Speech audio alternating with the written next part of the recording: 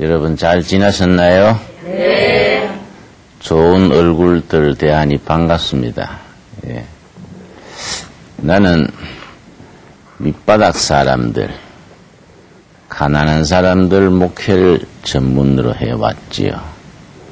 38년째 목회에 들어가는데 빈민촌에서 10년, 농촌에서 10년, 또 두레마을 공동체라고 상처받은 사람, 갈 데 없는 사람들, 이런 사람들 모아서 10년. 지금은 이제 구리 서민들 지역에서 목회를 하는데, 제가 늘 관심이 있었던 분야가 이 물질에 대한, 경제에 대한 문제입니다.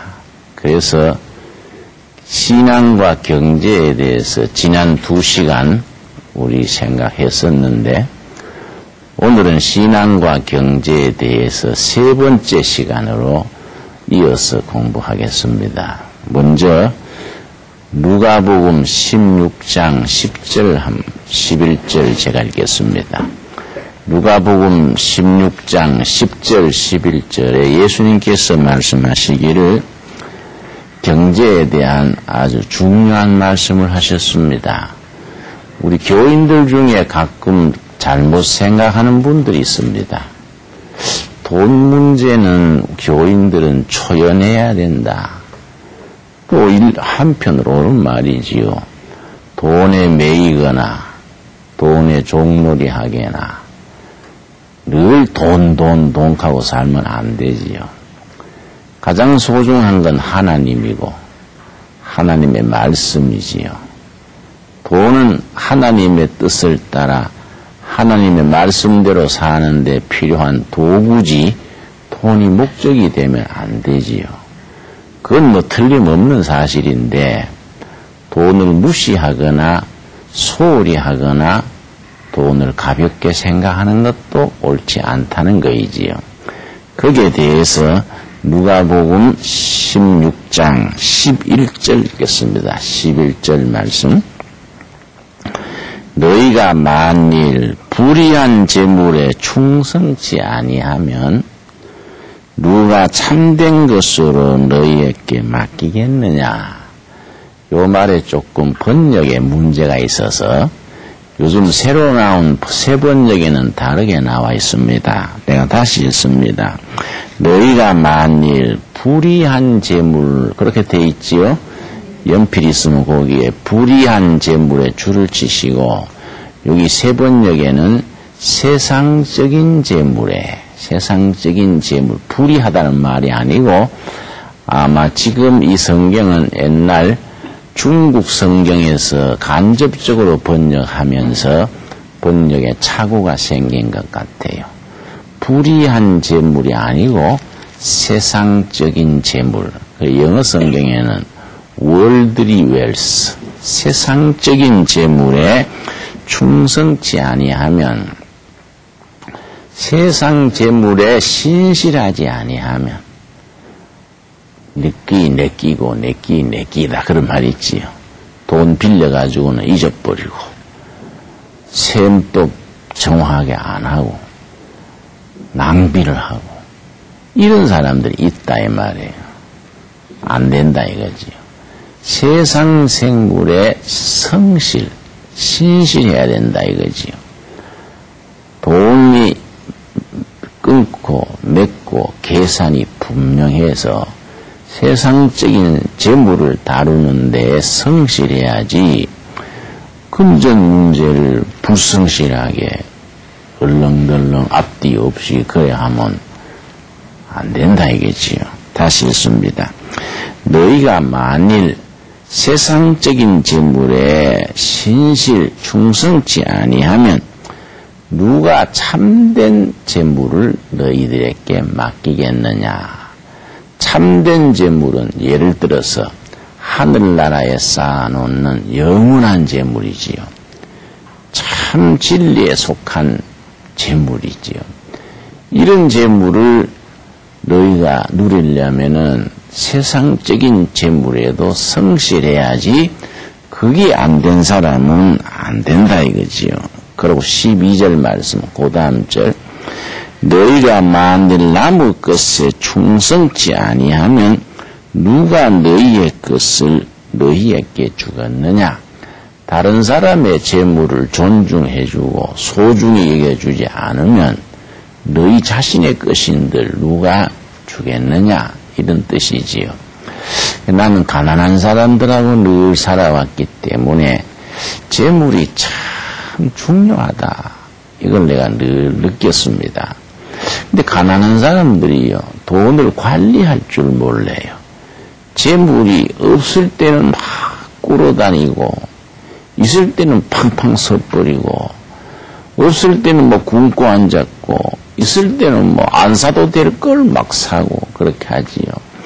제가 30살에 청계천 빈민촌에 들어가가지고 빈민선교를 했는데, 우리 교인 중에 여집사님 한 분이요, 아주 가난한 집안인데, 끼니를 잊기도 어려운 분인데, 하루는 어디서 돈이 생겼는가, 소고기를 한 20근쯤 사다가, 찢고 뽑고 온 동네 불고기 냄새 피우는 거예요.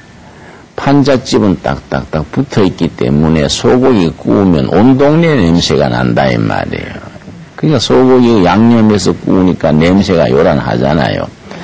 이웃 사람들이 짜증이 나가지고 언님이 소고기 안 먹어본 놈 있나? 왜 저래 냄새 피우냐? 이렇게 짜증내더라고요. 그 집사님이 소고기를 구워가지고 나한테도 한 접시 가져왔어요. 그때 내가 목사 되기 전에 전도사 시절인데, 김 전도사님 고기 한 접시 드시라요. 그 나한테만 주는 게 아니라 이웃집에 한 접시씩 다 돌리는 거예요. 구워가지고. 그래 내가 놀래가지고 웬일이요 이거. 어디서 이런 소고기가 생겼어요. 하늘에서 떨어졌나 웬일이요. 그러니까 모처럼 돈 생겼길래 막 한번 다 기바했습니다. 이러고는 막 동네 소고기 파티를, 불고기 파티를 했단 말이에요. 나도 모처럼 목에 기름칠 한 거예요. 아주 뭐 수제비만 먹다가 고기 먹으니까 숨쉬기가 달라지지요. 세상이 달라진다고요. 그랬는데 사흘 뒤에 그 소고기 돌리던 집사님이요, 사택에 와가지고 우리 집사람한테 소원소원 하더라고요. 쌀 있으면 한 접시만 구워주세요. 근데 지나가다가 얼른 듣고는 웬일이요? 쌀 떨어진 거요? 3일 전에 불고기 온 동네 파티하더니 왜 쌀자루를 누가 들고 가버렸나? 어떻게 된기요? 그랬더니 아이고 전도사님 들었구나. 들으면 안 되는데. 그래서 어쨌든 간에 그래 사흘 전에 온 동네 불고기 잔치하던 사람이 쌀이 없을 택이 있나? 쌀자루를 누가 잃어버린 거요. 어쩐 일이요? 그랬더니 아이고 사흘 전에 그때는요 모처럼 돈 생겼길래 죽기 아니면 살기로 먹어버린 거지요. 뭐 이러더라고요. 3일 뒤에 쌀도 안 사놓고 소고기 왕창 사다가 양념 사다가 다 먹어버린 거예요. 그 3일 뒤에 쌀 떨어져가 꼬러온 거예요. 그게 이게 사람들이 빈민촌에 살게 되는 거이죠. 있을 때 낭비하고 없을 때 쫄쫄 굶고 이게 경제를 관리할 줄을 모르는 거이지요. 그래서 내가 빈민촌에 교인들 한번 모아놓고 이러면 안 된다. 좀 있을 때 착 저축하고 그 저축했는 걸 가지고 준비를 해야지. 있을 때 왕창 써버리고 없을 때 쫄쫄 굶고 이런 건 하나님께서도 기뻐하시지 않는다. 내가 볼 때는 이 빈민촌에 들어온 사람들이 괜히 들어온 게 아니다. 넌 일할 때 놀고 다른 사람 열심히 저축할 때 나이롱뻥하고 술 먹어버리고 도박하고 이래가지고 다 빈민촌에 온 거 아이가? 그랬더니 그것도 듣기 싫어해요. 그래 말하자면 뭐 전도사님도 그래 들어온 게네요 하고 또 듣기 싫어하더라고요. 근데 이 물질을 관리하는 게 참 중요해요. 제가 그래서 이제 늘 빈민촌 선교, 농촌 선교 하면서 한 가지 원칙을 세운 거예요. 주민들을 열심히 봉사하고 마을의 소득을 올리고 지역사회 개발을 통해서 복음을 전도한다. 이걸 줄여서 이제 주민봉사와 지역사회 개발을 통한 복음 선교. 이건 딱 원칙을 세우고 했는데 판자촌 철거될 때 그 사람들 데리고 농촌으로 내려갔다 이 말이에요. 경기도 화성군 바다 막은 땅에 내려가서 바다 막은 땅 간척지를 개척을 해가지고 농토를 만들고 집을 짓고 이렇게 살아가는데 이 벼농사만 지어가지고는 너무 가난하더라고요. 그래서 이거 좀 잘 살아봐야지 하고서는 돼지단지, 소단지, 새마을 공장, 교회가 앞장서가지고 이런 단지를 만든 거예요. 농민들 잘 살게 한다고. 그런데 이 농민들이나 교인들이 관리를 안 해본 사람이라, 경영을 안 해본 사람이 있을 때 광서 뿌리고 없을 때는 굶고 하던 사람이 교회가 기금을 몇 억 만들어가지고 단지를 만드니까 일을 맡겼더니 어느 날은 우리 집사님 한 분이 와가지고 목사님 큰일 났습니다. 그래요. 왜요? 그러니까 돼지단지 소단지 맡은 분들이요 면소재지 술집에서 공금을 가지고 술 마시고 있어요. 그래요. 이 사람은 잘못 본 거 아니야? 아니에요. 지금 가봅시다. 그래 내가 불이 나게 택시 타고 가봤더니 돼지단지 소단지 맡기는 돈을 가지고 막 맥주를 막 상자째로 갖다 놓고 맛이 뿌리는 거예요. 그러다가 이 실패를 했어요. 관리를 잘못하면 실패하지요. 실패를 해서 교회가 빚을 졌단 말이에요. 빚을 지니까는 빚쟁이들이 가만히 있습니까? 연말이 됐는데요. 80년 같아요. 1980년. 연말이 됐는데 빚쟁이들이 교회 빚받으러 막 연방 오는 거예요. 연말에 다 빚을 정산들 하잖아요. 그래서 내가 빚쟁이 피해서 어디로 갔냐면은 강원도에 있는 기도원을 찾아갔어요.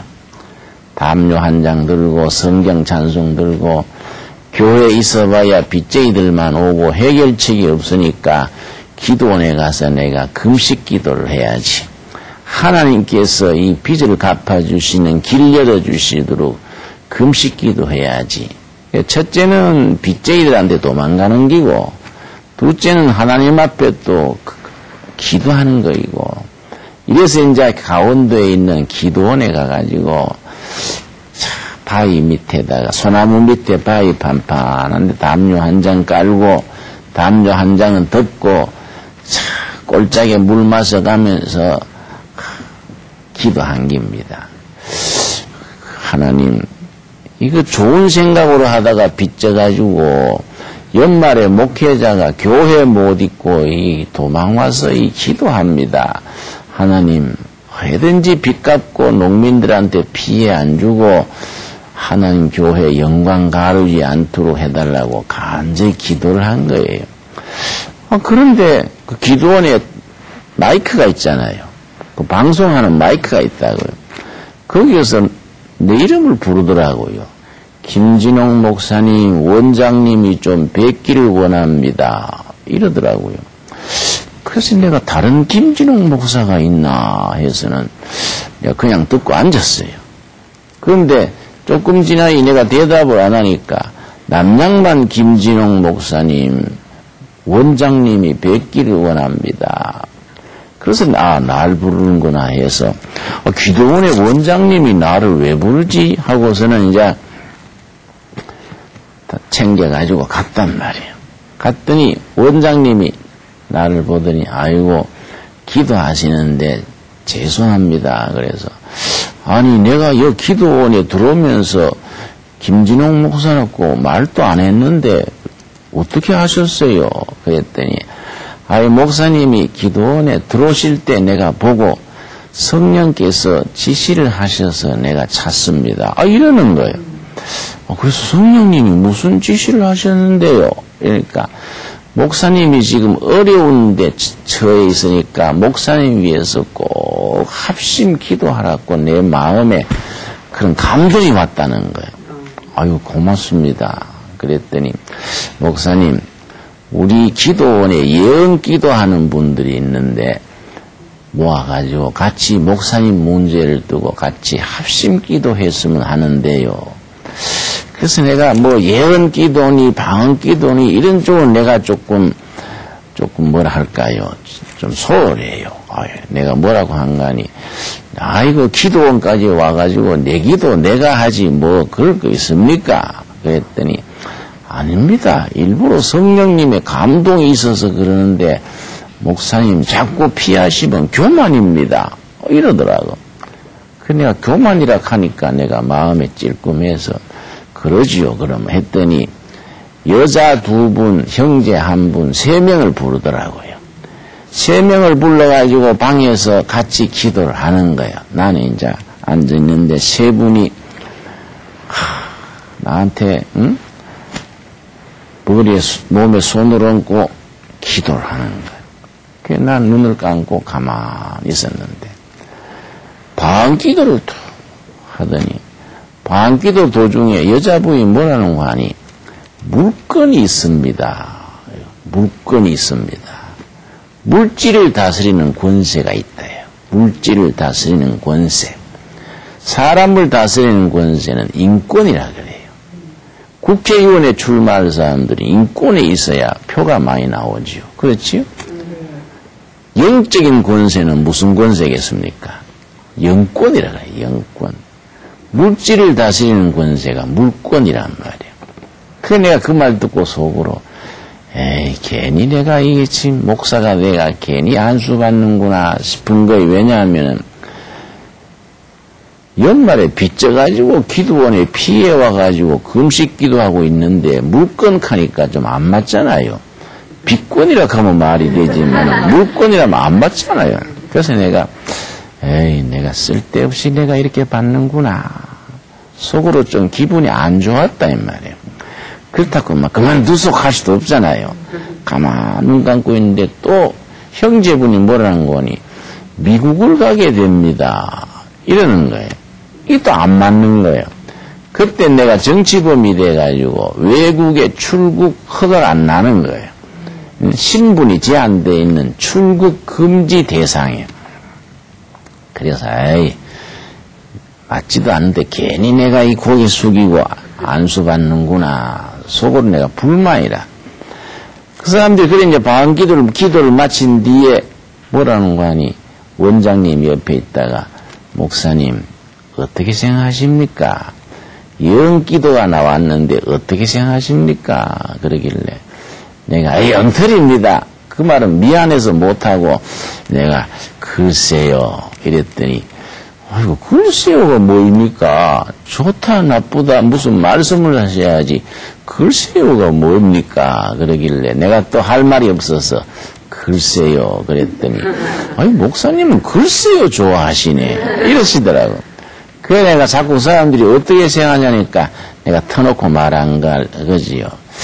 그거 안 맞는 것 같아요. 그래 왜요? 그러니까 내가 지금 빚져가지고 지금 연말에 교회 못 있고 피해와 했는데 물건이 있다니까 안 맞잖아요. 그랬더니 아이고 목사님 또 하나님께서 그 빚을 다 해결해 주시겠지요. 맨날 빚 끝에 있을까요? 하나님이 허락하시면 물건이 있으시겠지요. 그래서 글쎄요 하시는구나. 그러길래 또 안 맞는 게 있어요. 왜요? 그래서 내가 정치범이 돼가지고 외국에 나가지도 못하는데 미국에 간다니까 이상하잖아요. 그랬더니 글쎄요 우리도 모르겠네요. 성령님의 또 무슨 특별한 역사가 있으시겠지요. 이러더라고요. 그 내가 이제 기도 마치고 집으로 내려왔는데 집에 왔더니요 미국에서 초청장이 와 있는 거예요. 그때 레이건 대통령 시절이에요. 레이건 대통령 조찬 기도회가 있어요.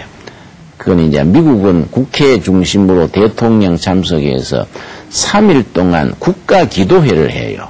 말하자면 국가 부흥의 한 가지지요.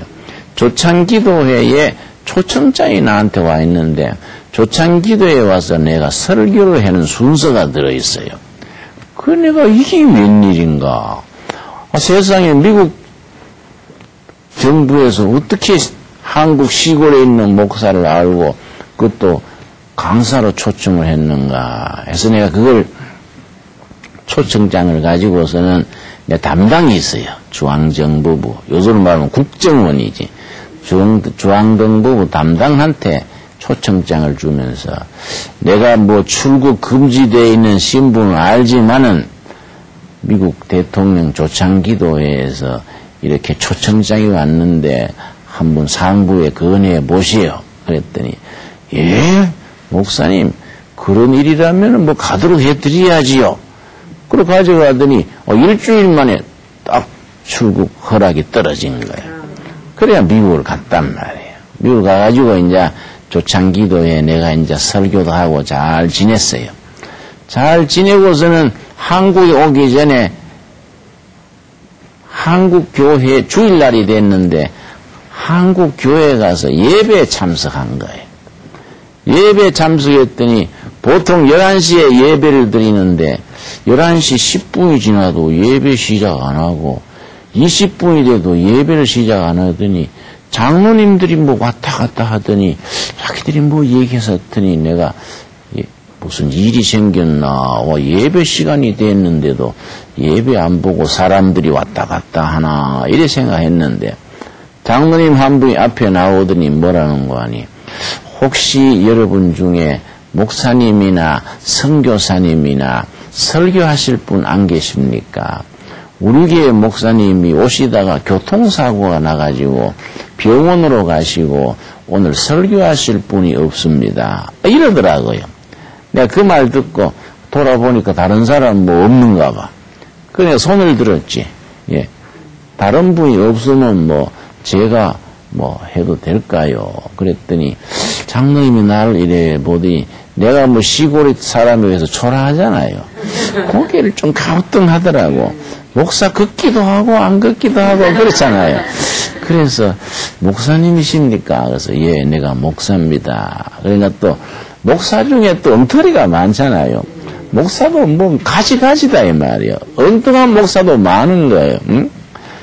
그래서 어떤 신학을 나오셨는데요. 그러게 내가 속으로 짐작하고 예, 나는 장로의 신학대학이라고 예장 통합측이라는 장로의 신학대학에 나왔습니다. 근데 자기들이 그 학교는 괜찮은 데인데 이러고서는 이제 설교를 시킨 거예요. 내가 설교 시키는데 갑자기 뭐 설교하니까 뭐 성경 준비해가지고 못하잖아요.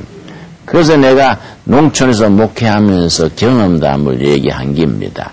농촌에서 뭐 송아지 안수하던 얘기도 있고 뭐 시골에 재밌는 얘기들이 많잖아요. 그런 얘기들을 내가 예를 들으면서 설교 시간에 쭉 했더니 그 사람들이 은혜를 받은가 봐.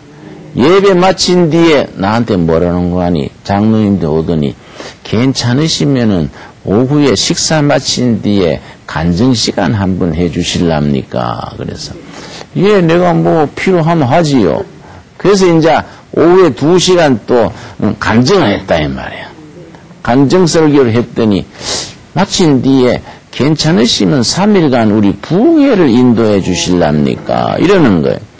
나는 부흥회를 안 해봤는데요. 그랬더니 부흥회가 따로 있습니까? 아까처럼 그렇게 이야기해 주시면 부흥회지요. 그래서 그래요. 그런 얘기야 내가 뭐 깔리습니다. 뭐 내가 뭐 석 달 열흘도 할 끼인데요. 그러니까 이제 3일 부흥회를 한 거예요. 부흥회 했더니 그 사람들이 은혜를 받았어. 그래서 그 테이프가 퍼진 거예요. 그 내가 미국 볼일 마치고 귀국을 했는데 귀국을 하니까 그 테이프가 먼저 한국에 와 있더라고요. 이 퍼진 거예요, 이거. 퍼져가지고 내가 졸지에 부흥사 비슷하게 된 거예요. 그때부터 많이 바빠서 다닌 거예요. 그래 내 생각은 성령께서 우리 한 사람 한 사람 계획이 있으시고 성령의 뜻이 있으시구나. 그런데 아까 물권 얘기했죠. 물권. 물질을 다스리는 권세. 사람을 다스리는 권세는 무슨 권이라 그랬습니까? 인권. 영적인 권세는 뭡니까? 영권. 그 나는 속으로 목사가 영권이 있어야지 물건이 뭐이냐.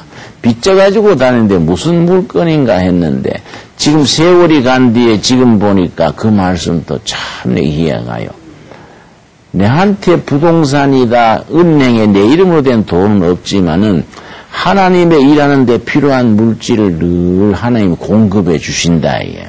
이 물건이지요. 우리 시편 우리 8편 다 한번 찾아봅시다.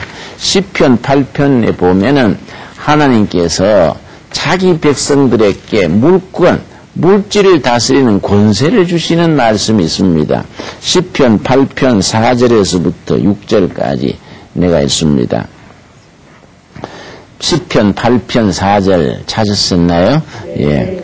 사람이 무엇이 간데 주께서 저를 생각하시며 인자가 무엇이 간데 주께서 저를 권고하시나이까. 이 말이 아주 시로 돼 있고 감탄문으로 돼 있습니다. 이걸 좀 실감나게 표현하자면 도대체 사람이 뭐인데 전능하신 하나님이 이렇게 돌봐주시고 관심을 가져주십니까? 감탄문이야. 사람이 이렇게 부족한데도 하나님이 돌봐주시고 챙겨주시고 인도해 주시는 게 너무너무 황송하고 감사합니다. 이런 뜻의 말씀이에요. 그 다음 5절 말씀. 저를 천사보다 조금 못하게 하시고 영화와 종기로 간을 씌우셨나이다. 천사보다 조금 못하게 하시면서 영화와 종기로 하나님이 사람들을 높이 존귀하게 해주셨다요. 하나님이 사람들을 존귀하게 높여주신 그 내용이 뭐냐? 6절이에요. 6절. 6절이 중요한 겁니다. 주의 손으로 만드신 것, 창조하신 물질이지요. 창조하신 물질 세계를 뭐하게 하시고? 다스리는 거예요. 다스리게 하시고 만물을 그 발 아래 두셨으니 하나님이 지으신 모든 물질, 경제, 물질을 다스리게 한다. 경영하고 관리하고 보호한다. 하나님이 지으신 모든 경제, 물질을 경영, 관리, 다스린다. 하나님이 지으신 모든 물질, 경제를 우리한테 다스리는 경영권을 주신 거예요. 그 다음 뭐라 그랬습니까? 만물을 그 발 아래 두셨다. 모든 물질 피조물을 사람이 관리하고 다스리도록 발 밑에 권세를 줬다. 바로 무슨 권이겠습니까? 물권이다. 물권. 이 중요한 게 뭐냐? 하나님의 백성된 여러분들에게 하나님이 물질을 다스리는 권세. 무슨 권이라고요? 물권을 주신 거예요. 경제권, 물권, 경영권을 주셨는데 신앙대로 성경적인 가르침대로 제대로 살고 순종하고 영적으로 바르게 경영 관리하면 물질의 권세, 경제에 힘을 주시는 거예요. 그런데 이걸 우리가 미처 못 깨닫고 제대로 못하고 불성실하게 낭비하고 게으르고 하나님의 영적 법칙에 안 맞게 하니까 하나님이 주신 물건을 다스리지 못하는 거예요. 그래서 하나님께서 그런 물질의 권세, 물건을 다스리게 하는 영적인 기초를 닦아주시는데 과정이 필요한 거이지요. 이게 신명기 8장에 있습니다. 우리 구약성경 신명기 8장을 우리 천천히 같이 찾겠습니다. 거기에 하나님께서 우리가 물질을 다스리는 권세를 어떻게 주시는가? 신명기 8편 16절 말씀. 하나님께서 우리가 주신 물건을 잘 다스리게 하는 영적인 준비를 시키시는 거이지요. 이걸 잘하지 못하면은 우리가 영적인 권세, 물건을 다스릴 자격이 없어지는 겁니다. 신명기 8편 16절. 신명기 8장을 뭐라 하냐면 축복장이라 그래요. 신명기 8장과 28장을 축복장이라고 그렇게 말합니다. 그 물질의 축복, 하나님이 자녀들한테 주시는 축복에 대한 말씀이 신명기 8장, 28장에 있기 때문에 무슨 장이라 한다고요? 축복장이야. 신명기 8장과 28장을 잘 읽고 아멘하고 그렇게 살면 하나님의 허락하신 축복이 임하는 거예요. 자, 16절 말씀. 너 열조도 알지 못하던 만나를 광야에서 너게 먹이셨나니 이는 다 너를 그다음 뭐라 그랬습니까? 낮추시며. 요 단어가 참 중요해요. 연필 있으면 낮추시며 거기에 표를 합시다. 낮추시며. 대단히 중요한 단어예요. 왜냐? 자기는 낮아질 생각이 없는데 하나님이 강제로 꺾어서 낮추시는 거예요. 사업이 실패하고 가족이 큰 어려움을 당하고 멀쩡하던 남편이 속을 확 새기고 기대하던 자식이 어려움에 당하고 자기는 낮아질 생각이 없는데 하나님이 강제로 낮춰버리는 거예요. 낮추시며 그 말이지. 그 다음 뭡니까? 너를 뭐하사? 시험하사. 이거는 훈련하사요. 훈련. 하나님이 우리를 훈련시키는 겁니다. 왜 하나님이 실패해서 들어온 낮추시고 왜 우리를 훈련시키시느냐? 그 다음에 나와요. 마침내 너에게 뭘 주신다고요? 복을 주려 하심이니라. 복을 주시는데 처음부터 주면은 감당을 못하기 때문에 그 축복을 잘 감당할 수 있는 믿음의 기초, 인격적인 바탕, 사람 됨됨이를 갖추게 해주시려고 훈련시키는 거예요. 뒤집어 놓고 실패시키고 상처도 받고 좌절도 하고 그러면서 그 속에서 하나님이 주신 축복, 물권을 잘 감당할 수 있도록 신앙의 준비를 시키는 겁니다. 그래서 너를 낮추시며 너를 훈련시켜서 마침내요. 마침내란 말은 하나님이 훈련하가는 과정이 그만하면 됐다 싶을 때 드디어 축복을 주시는 거이죠. 하나님의 목적은 복 주시는 길인데 처음부터 복을 탁 주면 감당을 못하잖아요. 감당 못하면 받은 축복을 쏟아버리잖아요. 축복을 쏟아버리면 안 받은 것보다 못하지요. 그러니까 감당할 수 있는 믿음의 사람, 영적인 사람, 신실한 사람이 되게 한 뒤에 복을 주시는 걸 마침내라고 말하는 겁니다. 요 마침내란 말이 중요한 거이지요.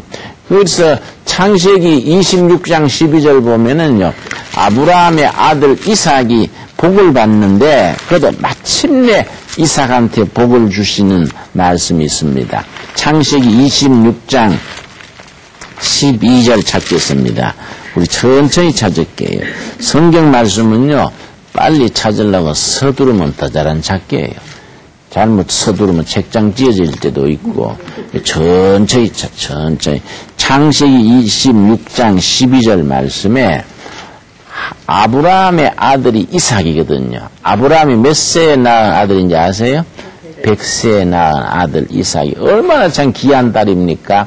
100세의 아들 낳았으니까 뭐 눈에 넣어도 안 아프지요. 그런 아들한테 하나님이 복을 주셨는데 어떻게 주셨냐면은 26장 12절 이삭이 그 땅에서 농사하여, 그때는 농사 짓던 시대니까 농사하여 그 해에 100배나 얻었고 여호와께서 뭐를 주심으로? 복을 주심으로. 하나님 이삭한테 복을 주셨는데 어떻게 주셨는가 이거야. 그냥 현찰로 주신 게 아니다. 자고 나니까 돈 보따리가 툭 떨어졌더라. 이게 아니다. 야. 뭐 복권 당선돼가 뭐 로또가 돼가지고 복 받고 이런 식이 아니다. 야. 어떠냐면은 13절. 그 사람이 창대하고 왕성하여, 그 다음 뭐라 그랬습니까? 마침내 거부가 돼요. 요 마침내가 왜 들어가 있는가? 젊은 날에 복을 받을 때는 빈손이랬어요. 그런데 10년, 20년, 30년 다른 사람 놓을 때 일하고 다른 사람 잠잘 때 기도하고 다른 사람 낭비할 때 저축하고 충성하고 저축하고 기도하고 땀 흘려 일하고 이삭 부부가 이삭의 아내가 누군지 아시지요? 리브가라는 여성이요. 리브가 참 좋은 여성이요. 이삭과 리브가 부부가 아주 인고 부부입니다. 아주 참 내외관이 좋았어요. 두 부부가 열심히 한 거예요. 열심히 저축하고 일하고 기도하고 하나님의 뜻에 합당하도록 물질 관리를 잘한 거예요. 그래서 마침내 거부가 됐다. 마침내. 그 과정이 필요한 겁니다. 근데 우리는 마침내가 없어. 떨어먹고 저축 안 하고 뭐 게으르고 낮잠 자고 하다가 마침내 빈털터리가 되는 거예요. 그렇지요? 그런데 이삭 리브가 부부는 안 그런 거예요. 신실하게 땀 흘려 일하고 저축하고 인내하고 기도해서 응답받고 마침내 거부가 됐다. 거부가 돼서 어떻게 됐느냐. 그 다음 14절 말씀. 양과 소가 때를 이루고 노복이 심히 많아졌다. 요즘 말하면은 종업원이 많아지고 재물이 늘어나고 했는데 이 재물이 자기 게 아니다. 하나님의 거다. 그런데 이런 과정을 찾는데 하나님께서 그런 마침내 복을 받게 하시는 기초가 뭐냐 하면은 아까 제 읽었는 우리 신명기 8장 1절을 보겠습니다. 신명기 8장 1절에 보면은 처음부터 그렇게 주신 게 아니라 하나님이 가장 소중하게 깨우치시는 게 있는데 신명기 8장 여기에 보면은 우리가 물건을 행사하는데 아주 중요한 말씀이에요. 8장 3절 말씀. 신명기 8장 3절. 너를 낮추시며 너를 줄이게 하시며 또 너도 알지 못하며 너 열조도 알지 못하던 만나를 너게 먹이신 것은 그 다음이 중요해요. 예수님이 광야에서 40일 금식하신 뒤에 3가지 시험 받으셨지요? 첫 번째 시험이 40일 금식한 뒤에 얼마나 배고픕니까? 마귀가 나타나가지고 네가 배고프지? 이 돌이 떡이 되게 해라 그랬다 이 말이에요. 그때 예수님이 사탄의 말을 듣고 돌이 떡이 되게 했으면 막 세계 식량 문제 해결됐겠지요. 전 세계 깔린 게 돌인데 예수 믿고 성령 받아가 돌멩이 떡으로 탁탁 빵으로 만들면 뭐 식량 문제 해결됐겠지요. 그런데 예수님이 그래 안 하고 방금 이 신명기 8장 3절을 가지고 사탄의 시험을 탁 막아낸 거예요. 신명기를 시험에 이기는 책 이렇게 말합니다. 시험을 이기게 하는 책 신명기예요. 그 다음 신명기 8장 거기 뭐라 그랬습니까? 너게 먹이 쓴 것은 사람이 떡으로만 사는 것이 아니요 여호와의 입에서 나오는 모든 말씀으로 사는 줄을 너로 알게 하려 하심이니라. 아멘. 경제가 중요하고 빵이 중요하고 물질이 중요한데 먼저 중요한 걸 알아야 된다. 그거 알기 전에는 하나님이 축복을 못 하신다요. 먼저 알아야 될 거 뭐냐? 사람이 경제가 중요하고 떡이 중요하고 물질이 중요하지만은 먼저 더 중요한 게 있다. 뭐라고 했습니까? 하나님의 입으로 나오는 말씀이다. 하나님의 말씀이 있고 은혜가 있고 진리의 기초가 있고 그 위에 경제가 물건이 서야지 영적인 기초 말씀이 없는데 돈만 많아가지고 영혼이 멸망하는 예가 많지요. 가난할 때 예수 잘 믿고 믿음 잘 지켰는데 갑자기 부자가 돼가지고서는 영혼이 막 병들고 집안이 흔들려 버리고 폐가 망신하는 것도 많이 보게 됩니다. 도시 변두리에 배나무밭이나 저 감나무밭 하다가 새로운 주택단지가 들어와가지고 부자가 됐다. 땅값이 올라가지고. 가난할 때는 교회 집사님으로 뭐 권사님으로 열심히 살던 분이 갑자기 뭐 수백억, 수십억 땅값 받고 나니까 막 헷가닥 하더라고요. 막. 남편은 안 하던 외도를 하고 부인은 막 춤추러 다니고 그 집 아들은 고등학생이 괜히 오토바이 타고 달리다가 교통사고 나가지고 다리가 부러지고 사람이요 믿음의 기초가 하나님의 말씀이 기초가 없는데 물질이 와버리면은 영혼이 병드는 수가 많아요. 가정이 무너진다고요. 바로 그 말씀이지요. 사람이 떡으로만 경제로만 사는 것이 아니고 뭐로 살아야 된다고요? 하나님의 입으로 나오는 말씀 있고 그 위에 경제가 있어야 된다. 아까 말씀드린 데서 영권 위에 물권이 있어야 된다. 이해 갔지요? 네. 먼저 은혜를 사모하고 말씀의 기초가 딱 서면 그 위에 필요한 물질의 축복도 뒤따라 마침내 허락해 주실 줄로 믿습니다. 네, 오늘 거기까지 공부합시다. 예.